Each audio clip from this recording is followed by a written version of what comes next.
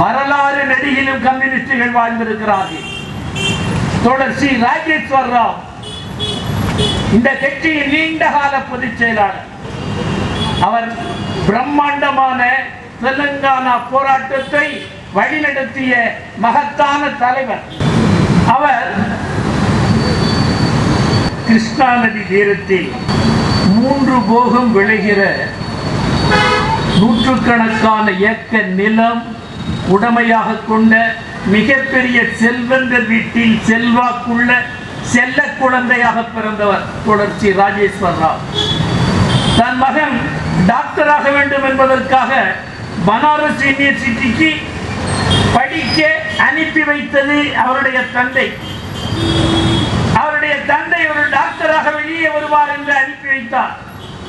ஆனால் மகாத்மா காந்தியடிகளே, ஏ மாணவர்களே, தேசம் அடிமைப்பட்டு கிடக்கிறது, நீங்கள் பட்டம் பெற்று என்ன செய்ய போகிறீர்கள், விடுதலை போரில் இறங்குவதற்கு வாருங்கள் என்று அழைத்த அறைகூவலை ஏற்று படிப்பை நிறுத்திவிட்டு விடுதலை போராட்டத்தில் ஈடுபட்டு சிறை சென்றவர்.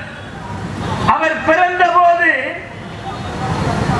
அரசனுக்குரிய அந்தஸ்தோடு வாழ்ந்த குடும்பம், 3 போகம் விளைகிற கண்ணுக்கு எட்டிய தூரம் வயல்வெளிகளை உடமையாக கொண்ட குடும்பம், மிகப்பெரிய நிலப்பிரபுவின் வீட்டில் பிறந்தவர். ஆனால் அந்த மகத்தான மனிதர் மரணமடைகிறதற்கு சில நாட்களுக்கு முன்னர் ஒரு வெள்ளை பேப்பரில் தன் உயிரை எழுதினார்.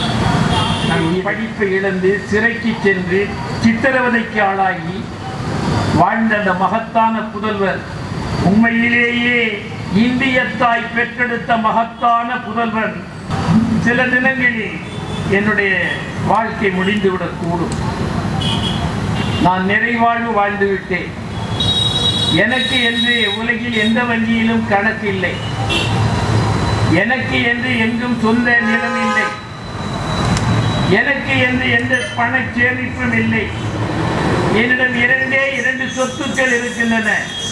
ஒன்று நான் உடுத்திக் கொண்டிருந்த வேஷ்டி சட்டைகள், இன்னொன்று நான் சேகரித்த புத்தகங்கள். இந்த புத்தகங்களை கட்சி அலுவலகத்திற்கு கொடுத்து விடுங்கள், என்னுடைய சட்டை வெட்டுகளை ஏழை எளியவர்களுக்கு கொடுத்து விடுங்கள், நான் மகிழ்ச்சியோடு சென்று வருகிறேன் என்று எழுதிவிட்டு போனவர் அவர்.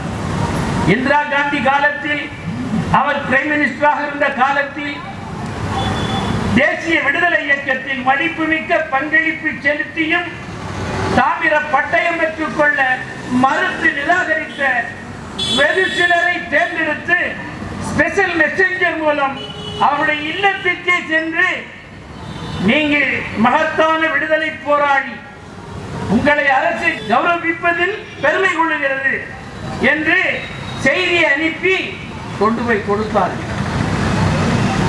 ராஜேஸ்வராவிடமும் அதேபோல் கேரளத்தில் மகத்தான தலைவர் தொடர் EMS அவரிடமும் கொண்டு போய் கொடுத்தார்.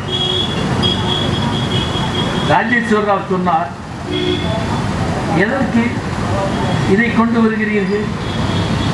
நான் இந்திய தாய் பெற்றெடுத்த புதல்வர், என்னுடைய தாயின் அடிமை விலங்குடிக்க போராடுவது என்னுடைய கடமை, நான் என் கடமையை செய்வதற்காக எந்த பட்டயத்தையும் பெற்றுக்கொள்ள விரும்பவில்லை என்று திருப்பி அனுப்பிவிட்டார். இந்த மகாபுருஷர் தான் இந்த கட்சிக்கு நீண்ட காலம் தலைவராக, பொதுச் செயலாளராக பொறுப்பேற்றிருந்தார். அத்தகைய மகத்தானவர்களால் தான் இந்த கட்சி கட்டப்பட்டது.